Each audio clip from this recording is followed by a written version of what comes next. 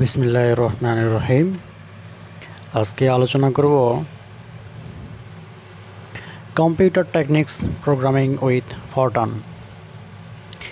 আলোচনা করব পঞ্চম অধ্যায় অ্যালগরিদম অ্যান্ড ফ্লোচার্ট। খুবই মজার এবং গুরুত্বপূর্ণ একটা অধ্যায়। এই অধ্যায়ের কিছু সংজ্ঞা আমি প্রথমে বই থেকে তোমাদেরকে একটু আলোচনা করে শোনাই।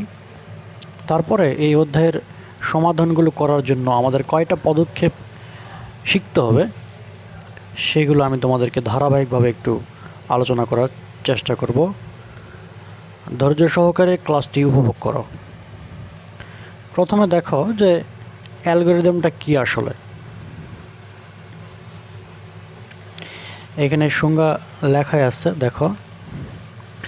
কম্পিউটার দ্বারা কোনো নির্দিষ্ট সমস্যা সমাধানের জন্য পর্যায়ক্রমিক নির্দেশাবলী বা পর্যায়ক্রমকে অ্যালগরিদম বলে। তাহলে এখানে কি বলা হচ্ছে? কম্পিউটার দ্বারা কোনো নির্দিষ্ট সমস্যা সমাধানের জন্য পর্যায়ক্রমিক নির্দেশাবলী বা পর্যায়ক্রমকে অ্যালগরিদম বলে। এখানে কিছু ধাপ আছে আমাদের। পর্যায়ক্রম মানে ইনপুট, অ্যাসাইনমেন্ট, সিদ্ধান্ত বা সিদ্ধান্ত, পুনরাবৃত্তি, আউটপুট, এগুলো আমাদের কয়েকটি ধাপ। এখান থেকে সংজ্ঞাগুলো তোমরা দেখে নেবে। এরপরে দেখো ভালো অ্যালগরিদমের গুণাবলী। কিছু অ্যালগরিদম ভালো, তাদের গুণাবলী কি হওয়া উচিত? এটি খুব সাধারণ হওয়া প্রয়োজন। ধাপগুলো দ্ব্যর্থহীন হতে হবে। ইহা অবশ্যই একটি সমস্যা সমাধানের কার্যকরী হতে হবে। ইহা অবশ্যই সার্বজনীন হতে হবে এবং একটি সমস্যায় একক সমাধান দিতে সামর্থ্য হবে। আমি এগুলো এক্সপ্লেন করতেছি একটু পরেই। তোমরা ধৈর্য সহকারে তোমরা যদি ভিডিওগুলো স্কিপ না করে তোমরা যদি উপভোগ করো তাহলে প্রত্যেকটা লাইনই তোমরা বুঝতে পারবে, আশা করি। নাম্বার 5 কি বলছে এখান থেকে? ইহাতে অবশ্যই অনাকাঙ্ক্ষিত পরিস্থিতি সামাল দেওয়ার মতন ব্যবস্থা থাকতে হবে। যেমন কোনো কিছুকে যেন শূন্য দ্বারা ভাগ না হয়, মানে শূন্য দ্বারা এখানে ভাগ করা যাবে না আমাদের ফরট্রান প্রোগ্রামে। আচ্ছা, সংজ্ঞাগুলো নিয়ে একটু আলোচনা করি, তারপর আমরা বিস্তারিত আলোচনা করব। ফ্লোচার্ট সম্পর্কে দেখো, প্রবাহ চিত্র। ফ্লোচার্ট হলো অ্যালগরিদমের পর্যায়ক্রমিক ধাপসমূহের চিত্রভিত্তিক উপস্থাপনা। জন ভন নিউম্যান 1945 সালে সর্বপ্রথম ফর্মাল ফ্লোচার্ট তৈরি করেন। বিভিন্ন ধরনের প্রতীক বা বক্স সমূহ ফ্লোচার্টের জন্য ব্যবহার করেন। বিভিন্ন ধরনের কাজ নির্দেশক বিভিন্ন আকৃতির বক্সসমূহ নিম্নে প্রদত্ত করা হলো। তাহলে আমরা ফ্লোচার্টের জন্য কয়েকটা ইম্পর্ট্যান্ট জিনিস এখান থেকে আমাদের জানতে হবে। এটা শুধু ফ্লোচার্টের জন্য। যেমন এখান থেকে অনেকগুলোই প্রতীক দেওয়া আছে, কিন্তু এখান থেকে মোস্ট ইম্পর্ট্যান্ট কয়েকটা প্রতীকের আমি তোমাদেরকে দেখাবো, যেগুলো আমরা অ্যালগরিদম বা ফ্লোচার্টের লেখার সময় বারবার আমাদের প্রয়োজন পড়বে। যেমন 1 নাম্বার, এলিপস অর ওভাল, উপবৃত্তকার। আমি বই থেকে এগুলো আলোচনা করতেছি, আশা করি তোমাদের বই সামনে আছে, একটু দেখে নাও। প্রভাচিত্রে শুরু, শেষ, বের হওয়া বা সাময়িক থামার জন্য তখন আমাদের এই চিহ্নটি ব্যবহার করতে হবে, উপবৃত্তাকার চিহ্ন। অ্যারো চিহ্ন বা তীর চিহ্ন প্রবাহচিত্রের দিক নির্দেশনার জন্য ব্যবহার করা হয়। প্রবাহচিত্রটা কোন দিকে প্রবাহিত হচ্ছে, সত্যের দিকে না মিথ্যার দিকে, সেটা আমাদের নির্দেশ করবে এই চিহ্ন দ্বারা। এরপর হচ্ছে কার্ড। আমাদের most important 1 number 2 number. Card input বা রিড স্টেটমেন্ট বোঝায়। যখন ইনপুট দিব বা রিড স্টেটমেন্ট করব তখন আমরা হচ্ছে কার্ড চিহ্ন ব্যবহার করব। আবার আয়তকার, রেক্ট্যাঙ্গল, আয়তক্ষেত্র। ডাটা ক্যালকুলেশন বা প্রক্রিয়াকরণ করার জন্য এটি ব্যবহার করা হয়। 4 নম্বর, গুরুত্বপূর্ণগুলো একটু দেখে নেবে, বাকিগুলো না দেখলেও হবে, কিন্তু কিছু কিছু প্রশ্ন বারবার আমাদের রিপিট করতে হবে ফ্লো চার্টে, এই জন্য এক নজর দেখে নাও। এরপর হচ্ছে পেপার কাটিং, আউটপুট প্রিন্ট বা রাইট স্টেটমেন্ট বোঝায় পেপার কাটিং এই চিহ্ন দ্বারা। এরপরে মোস্ট ইম্পর্ট্যান্ট একটা প্রতীক নাম্বার 6,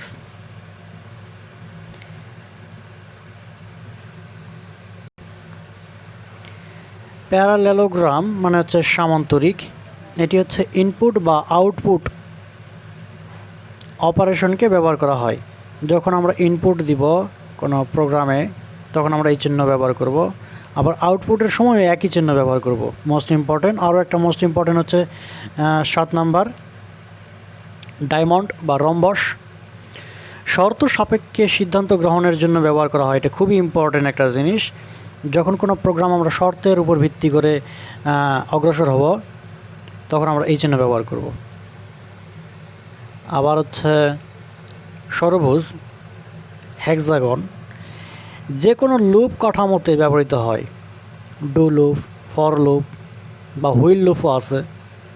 এগুলো লুপের সময় আমরা এই চিহ্ন ব্যবহার করব।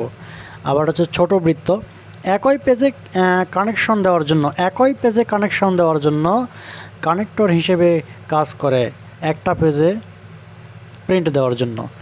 আবার এখান থেকে দেখো পঞ্চভুজ, নিচে শীর্ষ, পৃষ্ঠা শেষে নতুন পৃষ্ঠায় যাওয়া বোঝাতে, পৃষ্ঠা শেষ হলে নতুন পৃষ্ঠায় যাওয়া বোঝাতে আমরা এই জন্য ব্যবহার করব। ডান পাশে খোলা আয়তক্ষেত্র কিন্তু ডান পাশে খোলা, মন্তব্য লেখার জন্য ব্যবহার করা হয়। মন্তব্য। নাম্বার 12,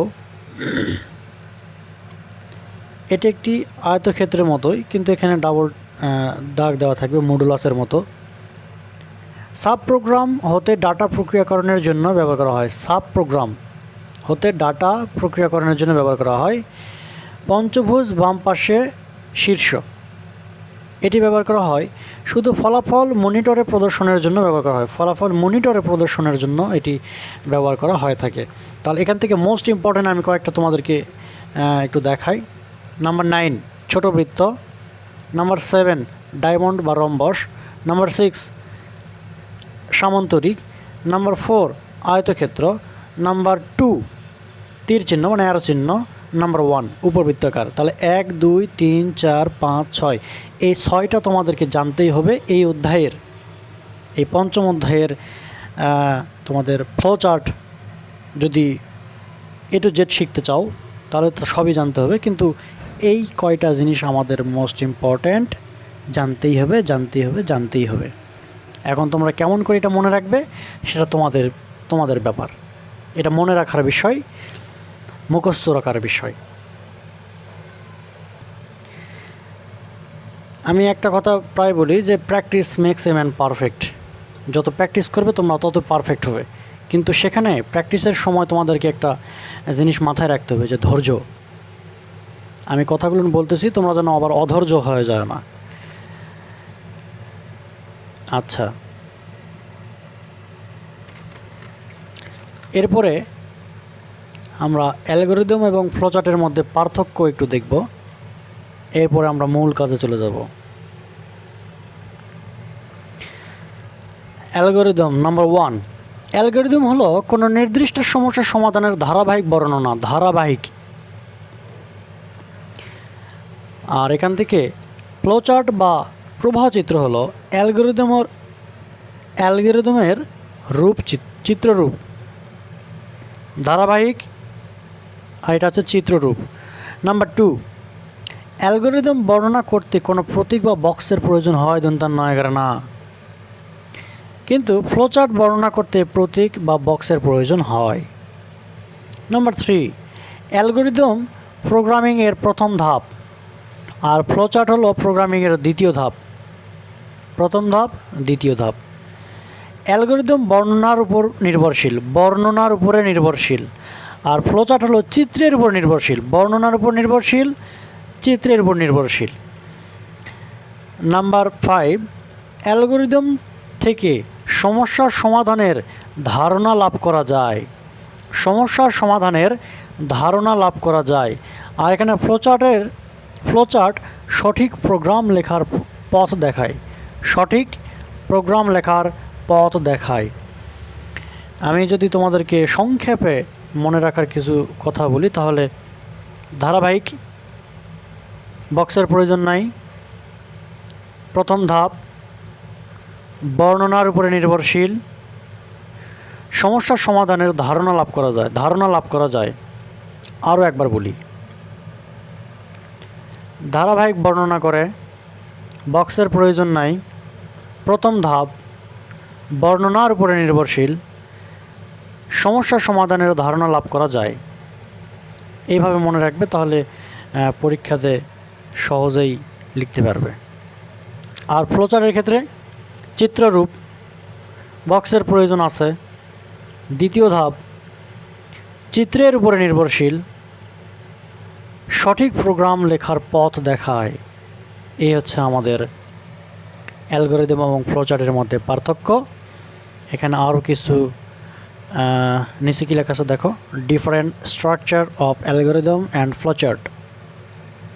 ফ্লোচার্ট ও অ্যালগরিদম যা অ্যালগরিদমের চিত্রভিত্তিক উপস্থাপনা। ফরট্রান ভাষায় 3 ধরনের অ্যালগরিদম স্ট্রাকচার ব্যবহার করা হয়ে থাকে। ফরট্রানে 3 ধরনের স্ট্রাকচার ব্যবহার করা হয়ে থাকে। এক নম্বর হচ্ছে সিকোয়েন্সাল, কি লিখছে, sequential structure, selective structure, repetitive structure. Okay, এখন এই এক্সাম্পল শুরু হওয়ার আগে আমি তোমাদেরকে মোস্ট ইম্পর্ট্যান্ট কয়েকটা জিনিস তোমাদেরকে খাতায় দেখাবো, যা এই অধ্যায়ের তোমাদেরকে অন্যদের থেকে এক ধাপ এগিয়ে দিবে। কিছু কথা, কিছু ইম্পর্ট্যান্ট টপিকস দেখো। দেখো আমি এখানে 1 মিনিট ওয়েট।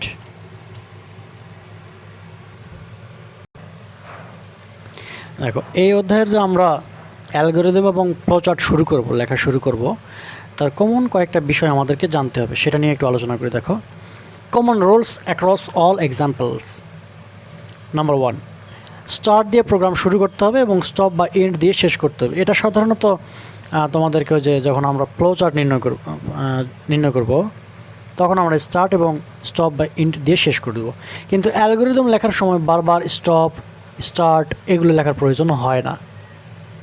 নাম্বার 2, চলক ধরব কি, সাম যোগের ক্ষেত্রে, সাব বিয়োগের ক্ষেত্রে, কাউন্ট, নাম্বার 1, নাম্বার 2, এগুলো আমরা চলক ব্যবহার করব। এগুলো কেবল চলক, মনে রাখবে। নাম্বার 3 হচ্ছে ক্রমিক সংখ্যা দিয়ে চিহ্নিত করতে হবে। আমরা যখন অ্যালগরিদম খাতায় লিখব তখন ক্রমিক সংখ্যা মনে রাখবে, অবশ্যই দিতে হবে।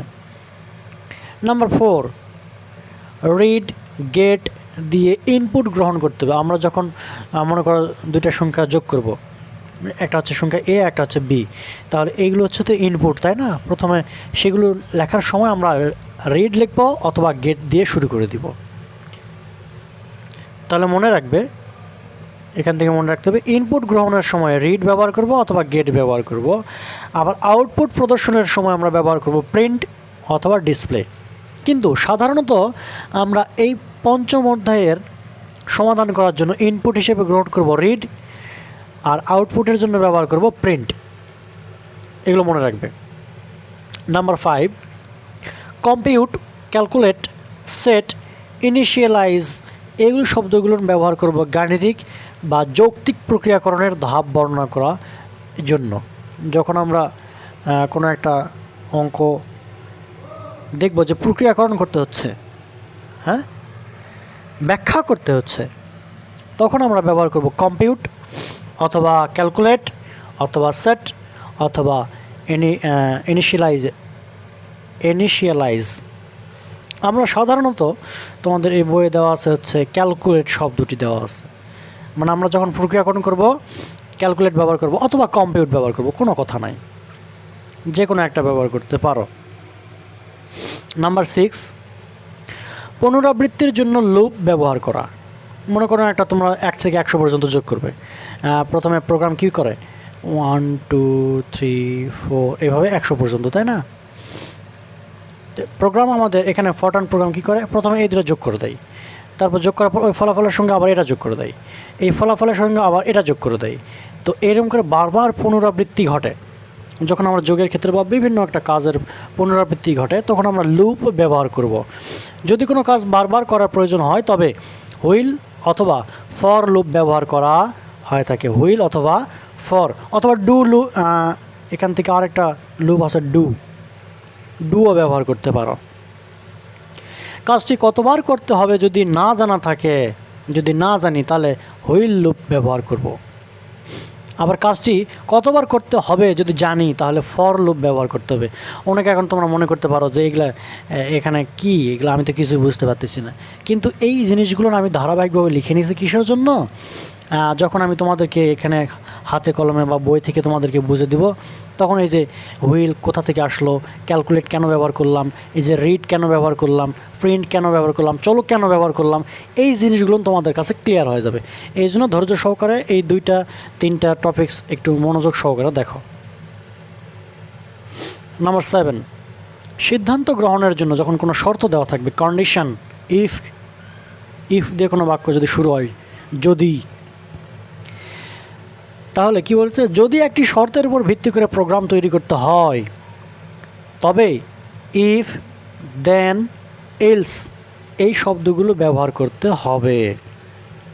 যখন আমরা ইফ, দেন, এলস এগুলো ব্যবহার করব তখন আমরা বুঝতে পারবো যে এখানে কোনো শর্ত আছে।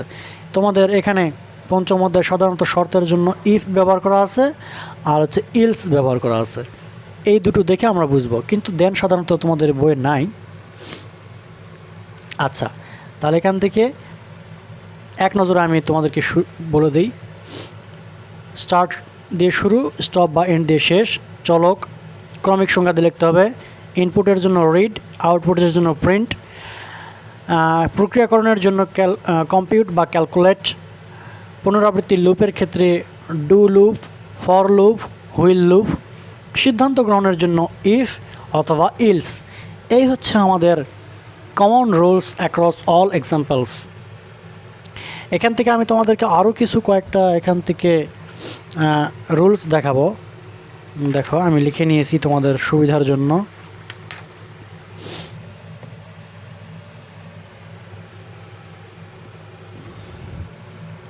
Common rules for algorithm writing. Algorithm লেখার সাধারণ নিয়মাবলী, কেমন করে লিখতে হবে, কি কি শর্ত আমাদের মেনে চলতে হবে, এক নজরে দেখে নাও। সুনির্দিষ্টতা, ক্ল্যারিটি অ্যান্ড আনঅ্যাম্বিগিউটি। অ্যালগরিদমের প্রতিটি ধাপ স্পষ্ট এবং দ্ব্যর্থহীন হতে হবে, কোনো ধাপের একাধিক অর্থ থাকা যাবে দুন্তার নয় না। সসীমতা, ফিনিটনেস, প্রোগ্রাম অসীমভাবে চলতে পারে না, একটি প্রোগ্রাম অবশ্যই সসীম সংখ্যক ধাপের পরে শেষ হতে হবে, মানে একটা প্রোগ্রাম সারা জীবন চলতে থাকবে না। হ্যাঁ, আমরা সাধারণত কোনো যদি একটা প্রোগ্রাম যোগ করি 1 2 3 এইভাবে যদি ইনফিনিটি পর্যন্ত আমরা লিখি, মানে এটা কি বোঝাচ্ছে যে অসীম পর্যন্ত আছে, কিন্তু প্রোগ্রাম লেখার সময় আমরা এমনভাবে লিখব যে প্রোগ্রামটা সসীম পর্যন্ত হলেও শেষ হবে, সসীম সংখ্যক হতে হবে, এতটুকু মনে রাখতে হবে। এগুলো আমি এক্সাম্পল যখন বই থেকে দেখাবো বা খাতায় লিখে দেখাবো তোমরা আরও ক্লিয়ার হয়ে যাবে। Number 3, input. অ্যালগরিদম এর ইনপুট 0 বা তার বেশি থাকতে পারে। আমরা কখনো এই যে চলক, আমরা কিছুক্ষণ আগে আলোচনা করলাম, চলক হচ্ছে সাম ব্যবহার করতে পারি, সাব ব্যবহার করতে পারি, এগুলো চলক। কিন্তু ইনপুট লেখার সময় আমরা এই যে এগুলো 0 ব্যবহার করতে পারি, সাব ইকুয়াল টু 0 বা সাব ইকুয়াল টু 0, মানে চলক আমরা 0 ধরতে পারবো, আবার এই 0 থেকে বেশিও লিখতে পারবো, 1 লিখতে পারবো, 2 লিখতে পারবো। যদি ক্লিয়ার না হও তাহলে একটু ধৈর্য ধরো, আমি এক্সাম্পল কিছুক্ষণ পরে তোমাদেরকে দেখাবো। আউটপুট দেখো, এক বা একাধিক আউটপুট থাকতে পারে। কার্যকারিতা, একটি ধাপ এতই মৌলিক হবে যে তা কাগজে কলমে এবং সসীম সময়ে শেষ হবে। মানে অ্যালগরিদমটা হচ্ছে সংক্ষিপ্ত, অ্যালগরিদমটা কি মূল কথা হচ্ছে অ্যালগরিদমটা সংক্ষিপ্ত হতে হবে, মানে যত ছোট করা যায় আর কি। তো ছোট করার সময় এই যে কিছুক্ষণ আমরা সাধারণত স্টার্ট দিয়ে শুরু করতে হয়, আমি কিছুক্ষণ আগে বললাম এই যে এই পাশে যে স্টার্ট দিয়ে শুরু করতে হয়, স্টপ বা এন্ড দিয়ে শেষ করতে হয়। তোমরা যদি এই স্টপ বা এন্ড যদি না লেখো তাহলে কি প্রোগ্রামটা ছোট হয়ে গেল না? অ্যালগরিদমটা কি ছোট হয়ে গেল না? হ্যাঁ, তখন এখানে বারবার স্টপ বা এন্ড স্টপ লিখতে পারবো শেষে যখন প্রোগ্রাম শেষ হয়, কিন্তু স্টার্ট বা এন্ড এই কথাগুলো না লিখলেও কোনো সমস্যা নেই। কিন্তু এখানে যখন আমরা ফ্লো চার্ট লিখব, ফ্লো চার্ট, তখন কিন্তু আমাদেরকে আবার স্টার্ট স্টপ এগুলো কিন্তু লিখতেই হবে। এগুলো হচ্ছে শর্ত। আমি প্রত্যেকটা ধাপ তোমাদেরকে একটু দেখানোর চেষ্টা করব। যদি তোমরা এই কয়েকটা জিনিস বোঝো তাহলে আমি তোমাদেরকে কয়েকটা প্রোগ্রাম লিখে দেখাই। এখানেই দেখো, যেমন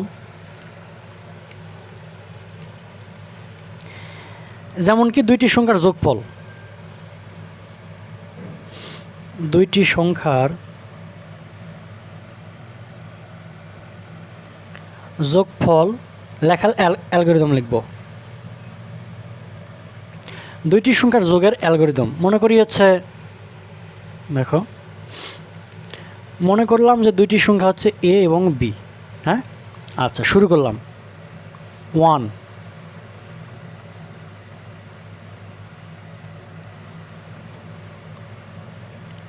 রিড এ এবং বি দুইটি সংখ্যা। কীভাবে লিখে নিলাম? এই যে রিড সংখ্যা যে আমরা ইনপুট ব্যবহার করি, ইনপুট এ এবং বি ইনপুট নিয়ে নিলাম। 2 নম্বর ধাপ কম্পিউট বা ক্যালকুলেট, যে কোনো কথায় লিখতে পারো। Compute sum A plus B, A plus B. Number 3 নম্বর ধাপ প্রিন্ট সাম। এই যে সাম, এটা আমাদের প্রিন্ট লিখতে হবে। আবার তোমরা এখানে অন্য কথাও লিখতে পারো যে print the value of sum. কী লিখতে পারো? Print the value of sum, এটাও লিখতে পারো, এতটুকু লিখতে পারো, কোনো সমস্যা নাই। 4 নম্বর ধাপ হচ্ছে স্টপ, মানে প্রোগ্রাম শেষ। কী কলকা, এতটুকুই আমাদের কাজ। কোথায় করলাম? এই যে 4 নম্বর ধাপ, এতটুকু এখানে প্রথমে ইনপুট নিলাম, ক্যালকুলেশন করলাম, এই ক্যালকুলেশনটা প্রিন্ট করলাম, প্রোগ্রাম শেষ করলাম। দুইটি সংখ্যার যোগফলে অ্যালগরিদম এতটুকুই। আবার যদি তুমি মনে করো যে 3টি সংখ্যার যোগফল করব, এ বি সি, এই 3টি সংখ্যার যোগফল, অ্যালগরিদম কেমন করে লিখবে? 1 রিড এ বি সি। 2 নম্বর ধাপ কম্পিউট বা ক্যালকুলেট, একই কথা। Compute sum A plus B plus C. Number 3 print the value of sum, অথবা লিখতে পারো প্রিন্ট সাম, একই কথা। Number 4 program stop. এই হচ্ছে আমাদের অ্যালগরিদম, এতটুকুই। আবার মনে করো যে দুইটি সংখ্যার যদি বিয়োগফল করো, মনে করো এখানেই লিখব দুইটি সংখ্যার বিয়োগফলের অ্যালগরিদম। মনে করি দুইটি সংখ্যা হচ্ছে এ এবং বি, এই দুটি সংখ্যার বিয়োগফল। তাহলে প্রথমে কী করবো? নাম্বার 1 রিড এ বি, এই দুটি সংখ্যার ইনপুট নিলাম। ক্যালকুলেট বা কম্পিউট, একই কথা। ক্যালকুলেট সাব, বিয়োগের ক্ষেত্রে কিন্তু সাব ব্যবহার করতে হয়। Calculate sub equal to A minus B. Number 3 print the value of sub, print the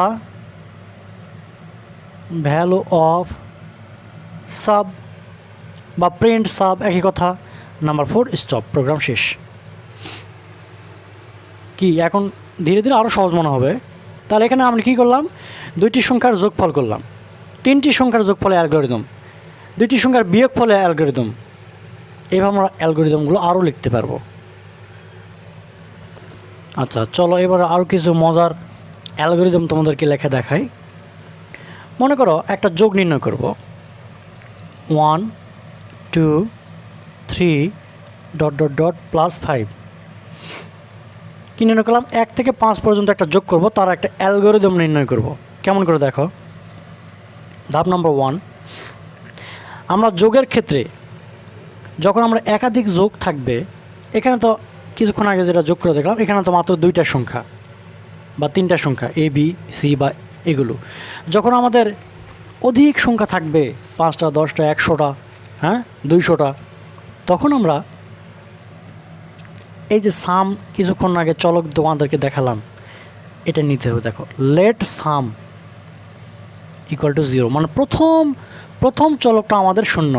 যেমন আমি তোমাদেরকে কিছুক্ষণ আগে হয়তো দেখালাম প্রোগ্রাম কিভাবে নির্ণয় করতে হয়, মানে প্রোগ্রামটা কিভাবে যোগ করে। এটা যোগ করে একসঙ্গে এটা প্রথমে যোগ করার পরে যে ফলাফলটা, এই ফলাফলটা আবার 3-এর সঙ্গে যোগ করে, আবার 3-এর সঙ্গে যে ফলাফল যোগ করার পর মোট যোগফল আবার 4-এর সঙ্গে যোগ করে। এইভাবে শেষ পর্যন্ত একটার পর যোগ করতে করতে করতে শেষ পর্যন্ত আমরা পৌঁছাতে চাই, মানে প্রোগ্রামটা এইভাবে যায় আর কি। কিন্তু আচ্ছা, প্রথমে কোনো একটা কি চলক একটা আছে না, প্রথমে 1-এর সঙ্গে কিছু আছে, মানে 1-এর সঙ্গে তো 1ই যোগ করতে হবে, তাহলে তো 2 হয়ে যাবে। মানে আমি তোমাদেরকে হয়তো বুঝাতে পারলাম না, আর একটু ক্লিয়ার করে দিই। প্রোগ্রামটা হচ্ছে 1 থেকে 5 পর্যন্ত যোগ, কিন্তু আমি যদি 0 প্রথমে যোগ করি তাহলে কোনো সমস্যা আছে? 0-এর সঙ্গে যোগ করলাম 1, মানে কত? 1। এই 1টা আবার 2-এর সঙ্গে যোগ, এই ফলাফলটা আবার 3-এর সঙ্গে যোগ, এভাবে চলতে থাকবে। কিন্তু প্রথম যোগফলটা কত আমাদের? 0, মানে প্রথম চলক আমাদের 0 ধরে নিতে হয়। আমি কি বুঝাতে পারলাম? শুধু এতটুকু মনে রাখো যে প্রথম চলকটা যোগের ক্ষেত্রে এই প্রথম চলকটা আমরা 0 ধরব, এই জন্য আমরা ধরব লেট সাম 0। আচ্ছা, এরপরে আরও একটা এখান থেকে চলক ধরে নিব। প্রথম চলকটা ধরে নিলাম, 2 নম্বর ধাপ। লেট একটা চলক কে ইকুয়াল টু 1, মানে প্রথম চলকটা হচ্ছে 1 দিয়ে শুরু করতে হয়। আমি কি বুঝাতে পারলাম? তাহলে 2টা জিনিস লেট দিয়ে শুরু করতে হবে, এতটুকু তোমরা শুধু একটু মনে রাখো, মুখস্থ করার মতন হলেও মনে রাখো। কি, লেট সাম হচ্ছে প্রথম চলকটা হচ্ছে 0 এবং একটা চলক ধরে নিলাম 1। এরপরে আমরা মূল কাহিনীতে চলে যাও। নাম্বার 3, ক্যালকুলেট বা কম্পিউট। ক্যালকুলেট সাম প্লাস কে। এখন দেখো তো, এখানে আমি প্রথমে 0 ধরেছি, এর সঙ্গে যোগ কে এর মান কত ধরেছি আমি? 1। তার মানে যোগ করলে কত হচ্ছে? 0 1, মানে যোগ করলে আমরা পাচ্ছি হচ্ছে 1। আবার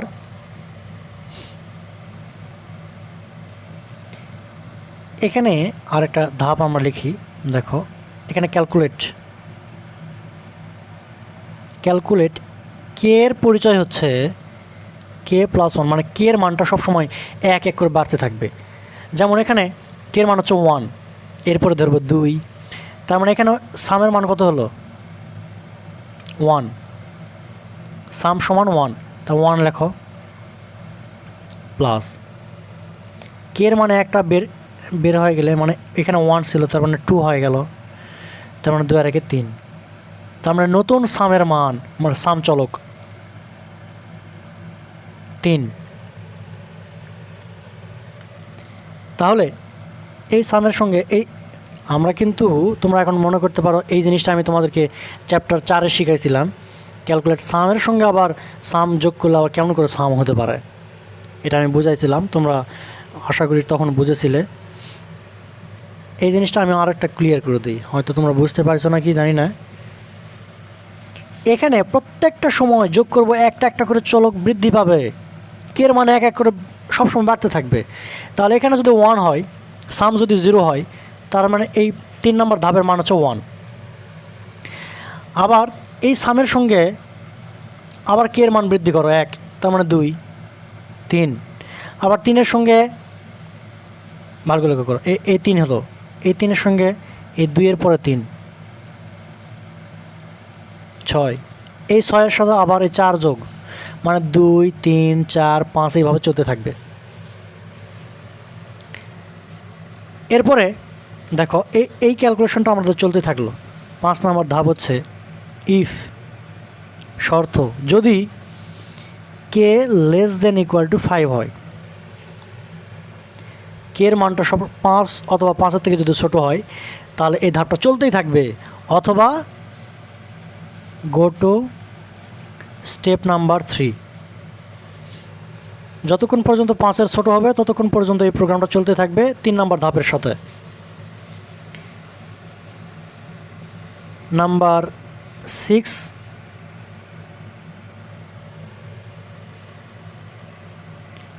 print the value of sum, program শেষ, স্টপ। কি করলাম এখানে একটু মনোযোগ সহকারে একটু দেখো কি বললাম। প্রথমে দুইটা চলক ধরে নিলাম লেট দিয়ে, একটা লেট সাম, একটা হচ্ছে কি। এরপর ক্যালকুলেশন করব, ক্যালকুলেট। প্রথমে কি লিখলাম লেট ক্যালকুলেট, তারপরে আমাদের শর্ত। এই শর্তটা হচ্ছে আমাদের মূল ইম্পর্টেন্ট।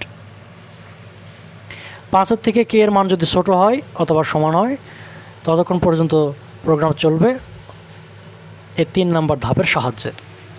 এখন তোমাদেরকে যদি বলি আমি যে 1 থেকে 10 পর্যন্ত প্রোগ্রাম লেখো, শিখতে গেলে কিন্তু ধৈর্য থাকতে হবে, ধৈর্য হারা হলে চলবে না। 1 + 2 + 3 + 4 + ... +10 পর্যন্ত প্রোগ্রাম যদি আমি একটা লিখি, অ্যালগরিদম যদি লিখি তাহলে কেমন করে সাজাবো। নাম্বার ধাপ 1, let sum equal to 0, let K equal to 1, দুইটা ধরে নিলাম চলক। 3 নম্বর ধাপ হচ্ছে ক্যালকুলেট বা ক্যালকুলেট সাম প্লাস কে। কে এর পরিচয় হচ্ছে ক্যালকুলেট কে প্লাস 1, মানে এক করে বাড়তে থাকবে কে এর মানটা। ধাপ number 5, if K less than equal to 10, 10 পর্যন্ত, 10-এর অথবা ছোট, তাহলে আমরা যাব গো টু স্টেপ নাম্বার 3।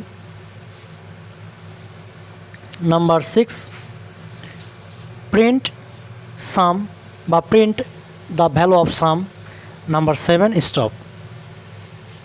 এই হচ্ছে আমাদের প্রোগ্রাম। এখন তোমাদেরকে যদি বলি এখান থেকে 20 পর্যন্ত লেখো প্রোগ্রাম, তাহলে সব ঠিকই থাকবে। এখানে যায় শুধু 20 হবে, 30 পর্যন্ত হলে এখানে যায় শুধু 30 হয়ে যাবে। প্রোগ্রাম কিন্তু সব ঠিকই থাকবে, বুঝছো। এই হচ্ছে আমাদের যোগের অ্যালগরিদম। আবার দেখো আরেকটা প্রোগ্রাম, আর দুইটা আমি তোমাদেরকে অ্যালগরিদম লিখে দেখাই। 1 + 2 + ... +99 অ্যালগরিদম লিখবো এটার।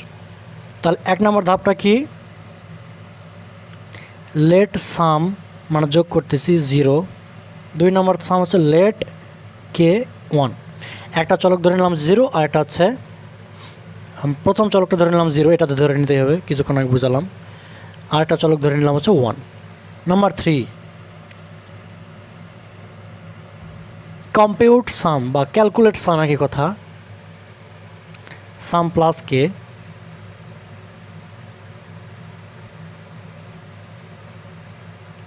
কম্পিউট কে এর পরিচয় হচ্ছে কে প্লাস 1।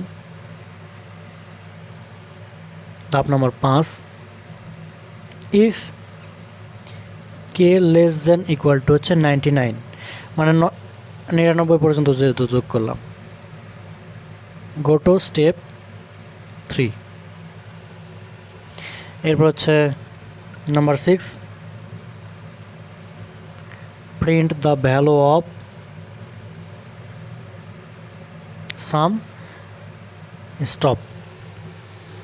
তাহলে 1 থেকে 99 পর্যন্ত সংখ্যাগুলোর অ্যালগরিদম হচ্ছে আমাদের এইরকম। কি খালি এখানে হচ্ছে 99। এখন তোমাদেরকে যদি বলি আমি 1 থেকে 100 পর্যন্ত সংখ্যাগুলোর অ্যালগরিদম লেখো, তাহলে এখানে শুধু 100, সব কিন্তু ঠিকই থাকবে। আবার আরেকটা তোমাদেরকে প্রোগ্রাম না দেখালেই নয়, এটা একটু মনোযোগ সহকারে দেখো। আমি এখানে লিখে দেখাই, 1 2 3 ডট ডট ডট n পর্যন্ত, 1 থেকে n পর্যন্ত সংখ্যাগুলো যোগ করব, তার একটা অ্যালগরিদম নির্ণয় করতে হবে। দেখো, নাম্বার 1, লেট সাম 0,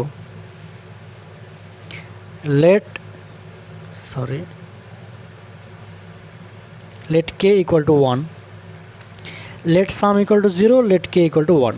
Number 3, calculate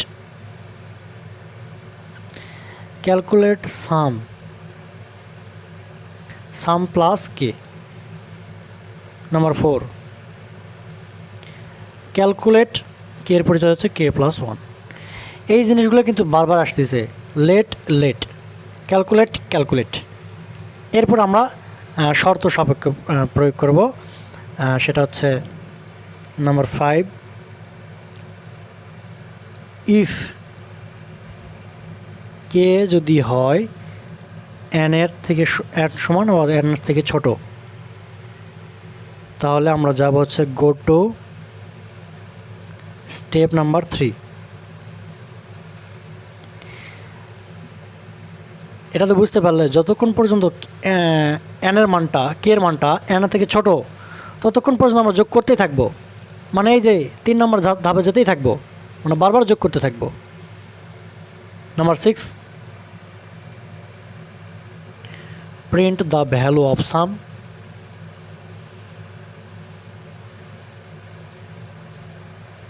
নাম্বার শেষ, প্রোগ্রাম শেষ, স্টপ। তাহলে দেখো, আমি তোমাদেরকে শুধু যোগের ক্ষেত্রে অ্যালগরিদম লেখার একটা টেকনিক শিখিয়ে দিলাম। 2টা সংখ্যার যোগফল নির্ণয় করলাম, 3টি সংখ্যার যোগফল নির্ণয় করলাম, এরপর হচ্ছে 1 থেকে 5 পর্যন্ত সংখ্যাগুলোর যোগ করলাম, 1 থেকে 10 পর্যন্ত যোগ করলাম, 30 পর্যন্ত যোগ করলাম, 1 থেকে 99 পর্যন্ত সংখ্যাগুলো যোগ করলাম, 1 থেকে 100 পর্যন্ত হলে এখানে শুধু 100 বসায় দেবো, শেষ। আবার 1 থেকে n পর্যন্ত সংখ্যাগুলোর যোগফল মানে নির্ণয় করলাম, শুধু এখানে n বসায় দিলাম। এটি হচ্ছে আমাদের অ্যালগরিদম লেখার নিয়ম। কিন্তু এর পাশাপাশি আমাদের ফ্লোচার্ট সম্পর্কেও জানতে হবে, ফ্লোচার্ট সম্পর্কেও জানবো। এখন যদি আমরা অনুশীলনীতে যাই, বইয়ে চলে যাই, তাহলে তোমরা আরও ক্লিয়ার হয়ে যাবে। দেখো, উদাহরণ নাম্বার 1 কি বলছে, 2টি বাস্তব সংখ্যার বিয়োগফল নির্ণয় করে একটা অ্যালগরিদম এবং ফ্লোচার্ট। 2টি সংখ্যার বিয়োগফল আমি তোমাদেরকে কিছুক্ষণ আগে কিন্তু দেখালাম কীভাবে নির্ণয় করতে হয়। 2টি ইনপুট নিতে হবে, রিড AB, কম্পিউট বা ক্যালকুলেট একই কথা, কম্পিউট, বিয়োগের ক্ষেত্রে sub A - B, print the value of sum বা print the value of sub মানে হচ্ছে অথবা প্রিন্ট সাব একই কথা, প্রোগ্রাম শেষ।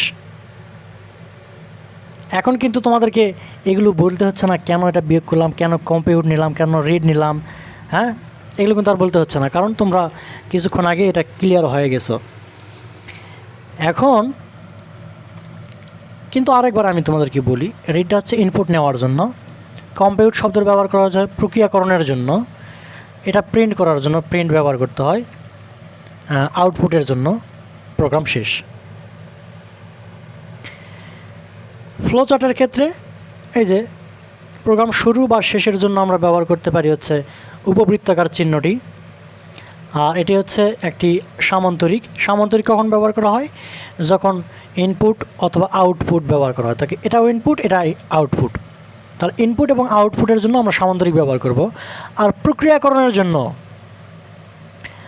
ডাটা ক্যালকুলেশন করার জন্য ব্যবহার করা হয় আয়তক্ষেত্র। এই যে কম্পিউট, এখানে লেখা আছে কম্পিউট, মানে 2 নম্বর ধাপ, 2 নম্বর ধাপের এখান থেকে আমরা ব্যবহার করব মানে আয়তক্ষেত্র। ফ্লোচার্টের ক্ষেত্রে একটা জিনিস লক্ষ্য করবে, স্টার্ট দিয়ে শুরু, স্টপ দিয়ে শেষ। নাম্বার 2 কি বলছে দেখো, এগুলো আমি এখন বই থেকে তোমাদেরকে দেখাই, তাহলে তোমরা আরও ক্লিয়ার হয়ে যাবে। 2টি বাস্তব সংখ্যার পার্থক্য বের করো। 2টি বাস্তব সংখ্যার পার্থক্য মানে বিয়োগ। আচ্ছা, তোমাদেরকে পার্থক্য বের করার পর আগেই তোমাদেরকে একটা জিনিস দেখায়। মনে করো এই 2টি বাস্তব সংখ্যা হচ্ছে A আর B। আমরা তো জানি না যে এই দুটার মধ্যে বড় কোনটা, পার্থক্য বের করতে বলছে, তাই না? 2টার মধ্যে বড় কোনটা আমরা তো জানি না। যদি A > B হয় তাহলে একটা সমাধান বের হবে, আবার এটা যদি ছোট হয় তাহলে আরও একটা সমাধান বেরোবে, তাই না?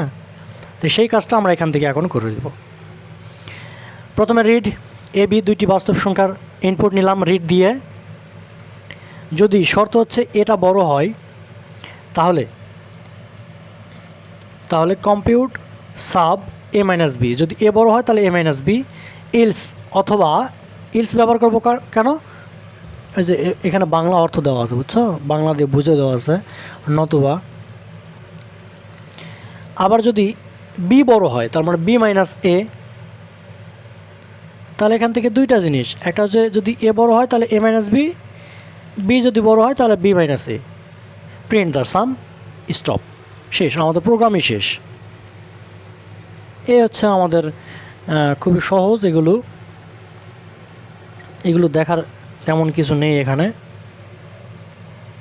আর ফ্লোচার্ট সম্পর্কে একটু দেখো, স্টার্ট এবং স্টপ দিয়ে শুরু শেষ। ইনপুট নিলাম, ইনপুটের ক্ষেত্রে হচ্ছে সামান্তরিক। এখানে শর্ত দুইটা, একটা হচ্ছে এ গ্রেটার দেন বি, মানে এটা যদি বড় হয়, এই শর্তটা যদি সত্য হয় তাহলে এ মাইনাস বি, আর এই শর্তটা যদি মিথ্যা হয়, ফলস হয়, তাহলে বি মাইনাস এ। আর এই যে আমরা এখানে ছোট বৃত্ত কেন ব্যবহার করা হয়? ছোট বৃত্ত ব্যবহার করা হচ্ছে পেজে কানেকশন দেওয়ার জন্য, কানেক্টর হিসেবে এটি কাজ করে। তাহলে এইটা এবং এইটা প্রক্রিয়াকরণ করার পর একটা কানেকশন করলাম, কানেকশন করার পরে প্রিন্ট করলাম, print the value of sub, এরপরে প্রোগ্রাম শেষ, স্টপ। এইভাবে আমরা সমাধানগুলো করতে পারবো। তবে এখান থেকে যতগুলো এখান থেকে প্রোগ্রাম আছে আমি তোমাদেরকে একটু খাতায় কলমে একটু বুঝে দিব, কিন্তু তোমরা এই 1 নম্বর লেকচারটা কখনো মিস করবে না। আজকে এই পর্যন্তই। ভালো থাকো, সুস্থ থাকো, আল্লাহ হাফেজ।